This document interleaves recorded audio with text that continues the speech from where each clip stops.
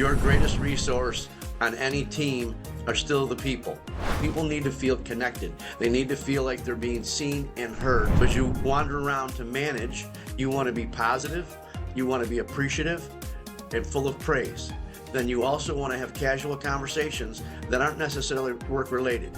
When your employees screw something up, nobody, if they're the right employee, feels worse than they do. Give them the ability to make mistakes and look at it as an investment in that employee for a long-term gain. As a leader that's leading from this place called love, what you really want to do is be able to communicate and be present. Welcome to the Leadership and Love podcast. We will cover leadership, mindset, personal development, and sales and marketing. You will experience thought-provoking conversations with both nationally and internationally recognized leaders. Our goal is to inspire you and deliver actionable items that you can implement that are going to help you accelerate your growth. Get ready to discover the magic and the power when you lead with love. On this episode, what I'd like to talk about are the 3 leadership traits that make or break culture. And I think that in today's world, this is very, very important, very critical. And it's a great way to build a team. Oddly enough, even in this world of technology and resources and AI and all that stuff that's going on, your greatest resource on any team are still the people. It will always be that way because people have impact and they have the ability to co-create, which is very, very powerful. So I'd like to talk about the 3 things that are critical to culture for strength. First thing I'd like to talk about is 1, manage by wandering around. It may seem a little funny, but we often spend too much time at our desk or behind a computer not communicating. And when I say manage by wandering around, you don't wander around whatever the organization, whether you're in an office space, whether you're working virtually.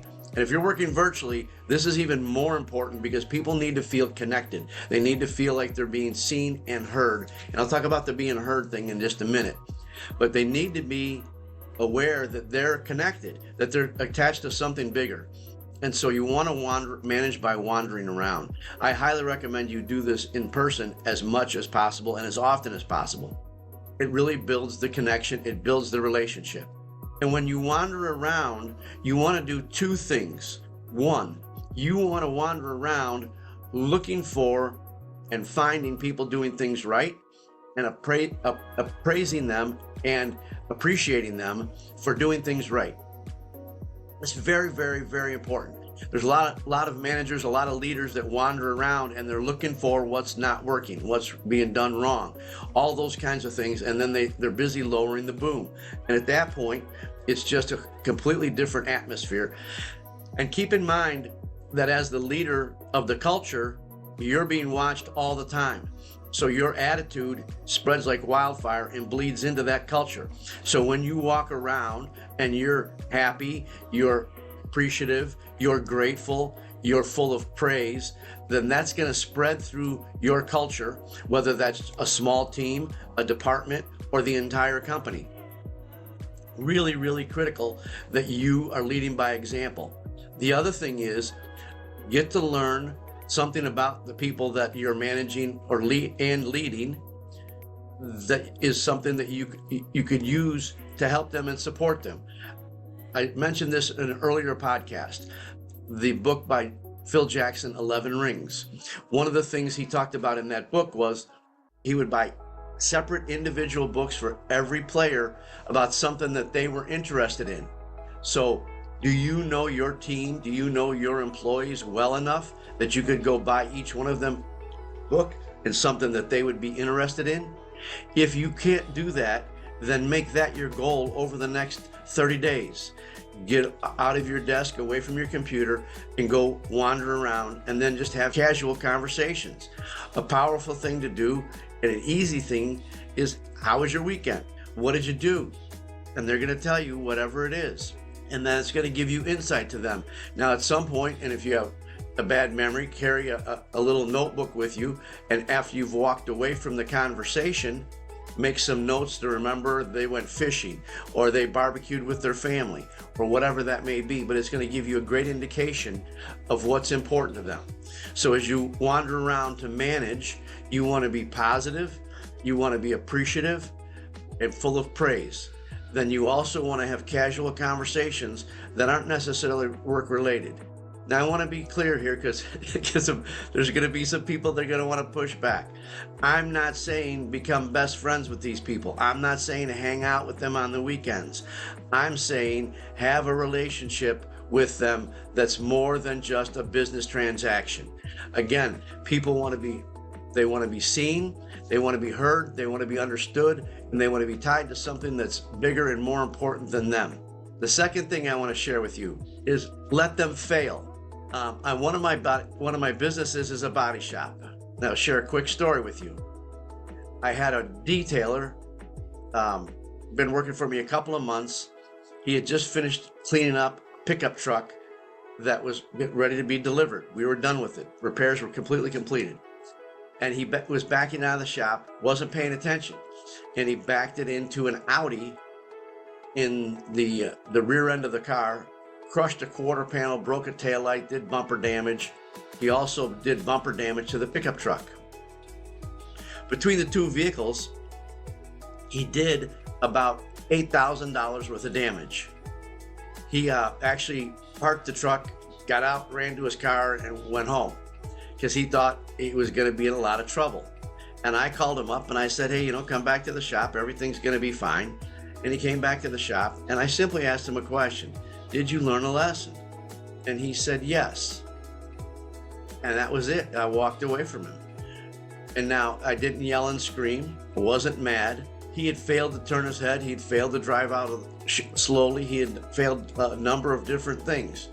But I can tell you that employee is still with me 6 years later. He's now the production manager. And all I did was invest $8,000 in training him. And then this is a perspective thing, right? I spent $8,000 in training him on how to back out of the shop correctly and not do damage to cars. Now, I actually got that from a book I read where in an investment firm, they had this young junior executive who was, handling investments, and he made a $5 million mistake. And the managing partners went to the CEO, the controlling manager, and said, hey, we need to get rid of this guy. And the CEO said, no, I'm not going to get rid of him. We just spent $5 million training him on how not to do that again. And I'm confident he won't. And he didn't. Much like my employee, he's never wrecked a car since that time. And not only has he not done damage to any other vehicles, but he's exponentially leapfrogged up the company to not only being a highly skilled technician, but also a manager in 5 short years, starting in a position of washing cars. Now that I think about it, I'll talk about building people and building your team and building up managers and leaders in a future episode. But for now, know that it's okay to let your people fail. It's okay to give them enough rope to make mistakes, and you don't want to give them enough rope to hang themselves. You want to give them enough rope to make the mistakes, because trust me, it's the fastest way for them to learn. Because much like when we were kids and our parents told us not to do stuff, we did it anyway. And then when it blew up in our face, we really learned the lesson. Now, the key here is if you have the right people on your team, the key is when they make a mistake, nobody, and I want you to remember this piece, when they make a mistake, when your employees screw something up, nobody, if they're the right employee, feels worse than they do.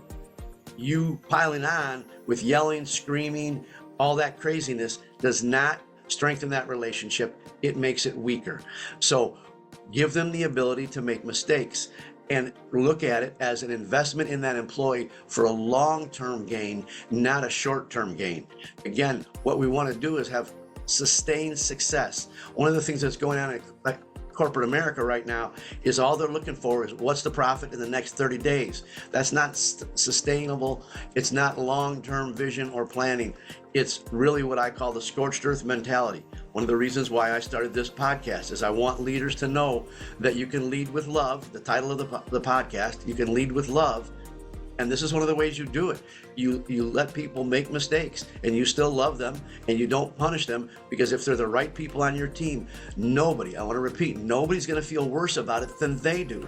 The third thing, and I could have made this number one and people would argue that I should have, but the third thing is communication. I know there's all kinds of things out there about communication. I can tell you that there's a couple things I'd like to share, and I could do an hour on communication, a couple hours probably on communication. A couple things that I want to share that are going to be critical for good, sound communication on a regular basis. And this is something that I work on a regular basis because I believe it's a challenge for all of us, especially in today's age of technology and screens and access to so much stuff. Access. So first thing I want to talk about with communication is being present. Again, one of the greatest gifts we can give anybody is our undivided attention.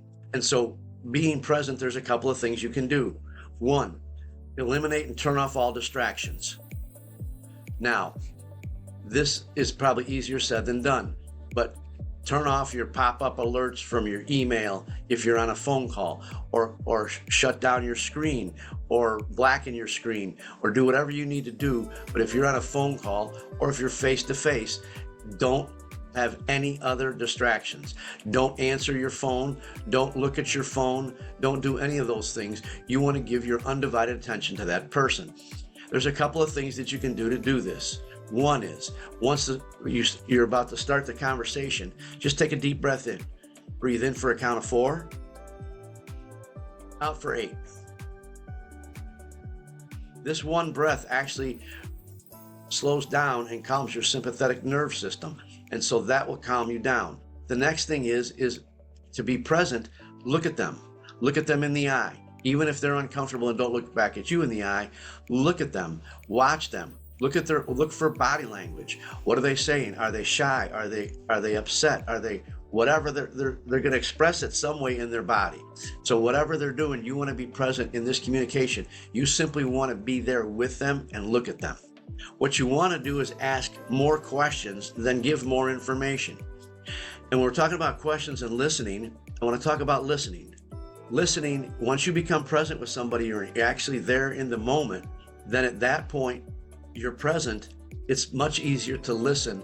And you want to listen to understand, like Stephen Covey says in the 7 Habits of Highly Successful People, you want to listen with the intention to understand. What are they really saying? Often people are saying more with their body language, with the tone of voice, the volume of voice. So listen for the inflections, and listen again with the intention to understand. And this is, again, I work on this all the time because our mind wants to already start answering whatever they're talking about or respond to whatever they're talking about. What you want to do is build a habit. And again, you can do this by wandering around. When you ask them that question about what you do over the weekend, it's really easy to be relaxed and practice your listening, because it's not a do or die conversation. It's not where we're trying to get something accomplished to get the goal or the project completed by a deadline. It's just a much more relaxed conversation.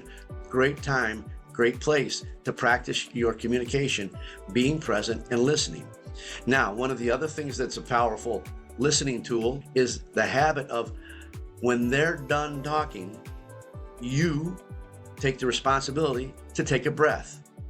When I started practicing this, and I'm still working on practicing it, when I started practicing this, I realized, and I forget where I learned it from, I realized that they were right. When you take a breath, often the person speaking is doing the same thing. They're taking a breath to continue. They weren't done.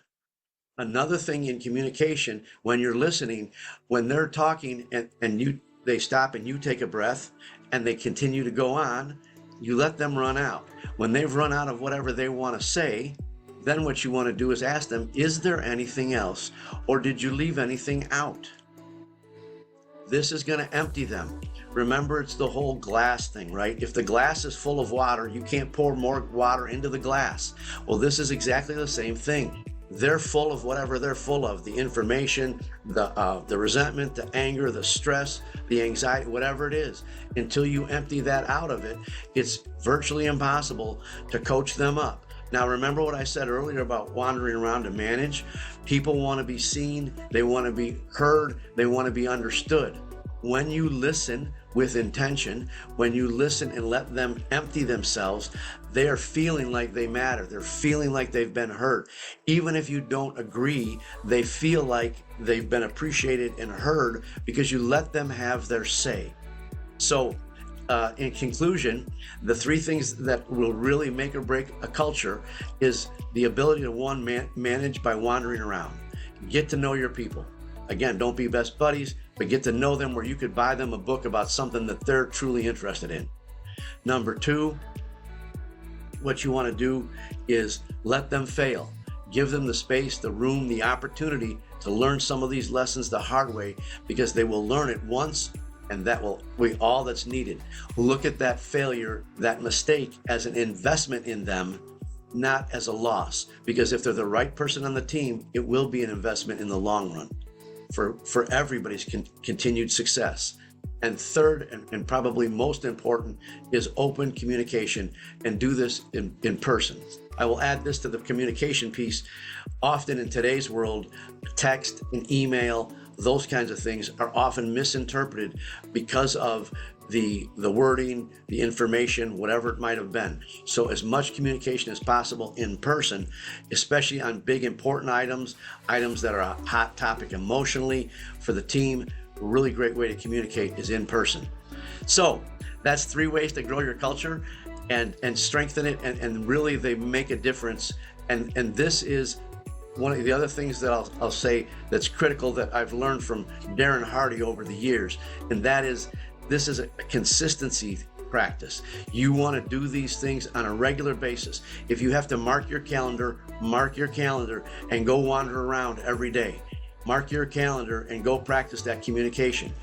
Mark your calendar as a reminder that when somebody on the team, the family, the organization, somebody that you're leading, somebody that you're in relationship with, when they failed, go support them. Go tell them that it's okay. Tell them that you've just invested in them and you know that they're going to learn the lesson and not do it again. So I hope you've got value out of this. One of my goals for every one of these episodes is for you to find something to go implement today. Good luck, and we'll see you at the next episode. Thanks again for joining us and listening to this episode of Leadership and Love. I would like to challenge you to ask yourself, what's one thing that you heard today that you can implement immediately to improve your leadership and accelerate your growth? If you've gotten value out of this episode or learned something that you can implement today, we'd ask that you please share it with those that you care about. Our goal is to create more leaders who are leading with love.